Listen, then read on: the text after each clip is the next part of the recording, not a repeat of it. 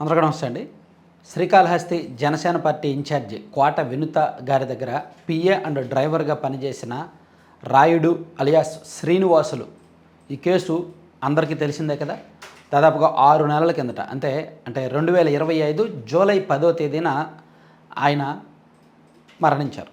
So ఆయన ఏ విధంగా మరణించారు, దాని మీద హత్య కేసులుగా నమోదు చేసి చెన్నై పోలీసులు దర్యాప్తు చేయడం, సో అతని మృతదేహం మీద విపరీతమైన గాయాలు ఉండటం, సో కోట వినుత గారి దంపతుల్ని అరెస్ట్ చేయడం, పోలీసులు అరెస్ట్ చేయడం, ఆ తర్వాత వినుత గారు బెయిల్ మీద బయటకు రావడం, సో ఇవన్నీ కూడా మనం ఫాలో అయ్యాం, తెలుసు కదా. అయితే ఈ కేసులో ఇప్పుడు దర్యాప్తు కొంచెం కీలక దశకు చేరుకుంది, ఆల్మోస్ట్ ముగింపు దశకు చేరుకుందనమాట.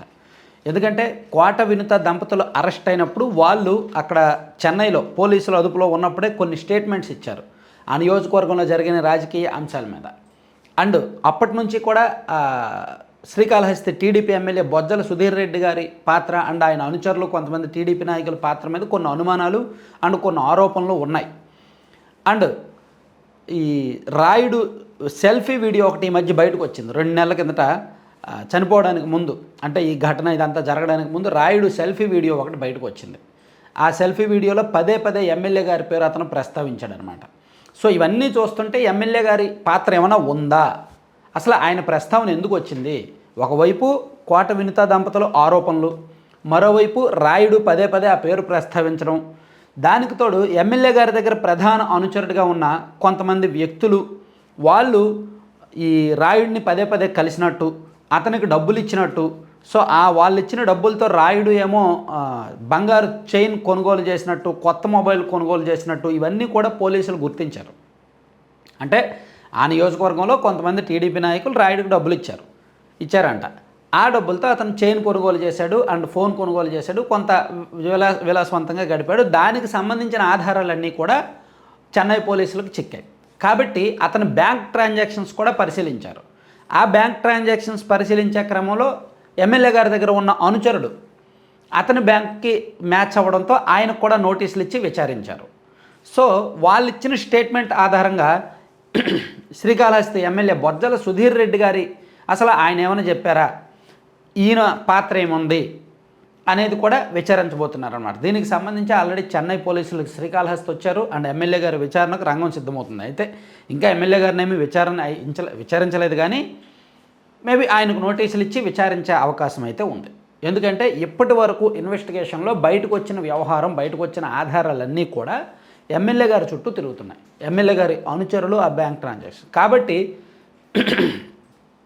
ప్రత్యక్షంగానో పరోక్షంగానో ఆయన పాత్ర ఏమిటి, అసలు కోట వినుత దంపతులు చేసిన ఆరోపణల్లో నిజమెంత, వాళ్ళు ఏమంటారు, వాళ్ళ మీద 24/7 నిఘా పెట్టడానికి ఎమ్మెల్యే గారు రాయుడిని కొనుగోలు చేశారు, రాయుడికి డబ్బులు ఇచ్చారు అని అన్నారు.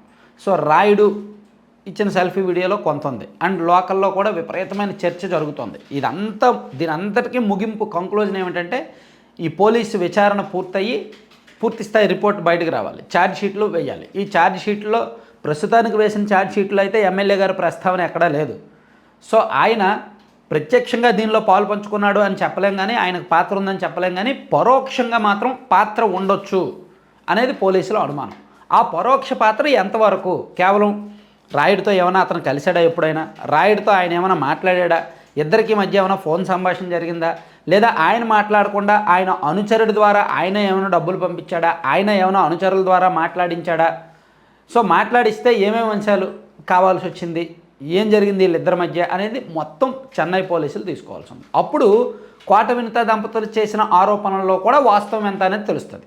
ఇది ఒక రకంగా సుధీర్ రెడ్డి గారికి మంచిదే. ఇప్పుడు ఆంధ్రప్రదేశ్ పోలీసులు ఎలాగ దాని మీద విచారించట్లా, ఎందుకంటే ఆయన అధికార పార్టీ ఎమ్మెల్యే కాబట్టి ఆయన పాత్ర మీద అనుమానాలు ఉన్నప్పటికీ, ఆరోపణలు వచ్చినప్పటికీ పోలీసులు ఏమీ దాని మీద పెద్దగా రియాక్ట్ అవ్వలేదు, విచారించలేదు. ఈవెన్ పార్టీలు కూడా దాని మీద స్పందించాల, టీడీపీ పార్టీ కూడా ఏమి స్పందించాల. ఇప్పుడు కోట వినుత గారి దంపతులు అరెస్ట్ అయిన వెంటనే వాళ్ళని జనసేన పార్టీ నుంచి సస్పెండ్ చేశారు, కానీ ఆరోపణలు అనుమానాలు వచ్చిన వెంటనే తెలుగుదేశం పార్టీ ఏమీ ఎమ్మెల్యే గారి మీద చర్యలు తీసుకోవాలి.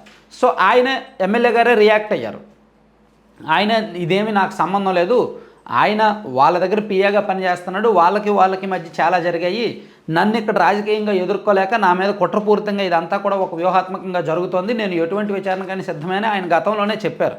కాబట్టి ఆయన ఎటువంటి విచారణకైనా సిద్ధంగా ఉన్నాడు కాబట్టి చెన్నై పోలీసులు వచ్చి తన పాత్రకు తనకు నోటీస్ ఇచ్చి తన స్టేట్మెంట్ తీసుకోవడంలో తప్పులేదు కదా. సో మేబీ నేను అనుకోవడం ఆయనకు నోటీసులు ఇచ్చి ఆయన స్టేట్మెంట్ వరకు రికార్డు చేసుకుంటారు.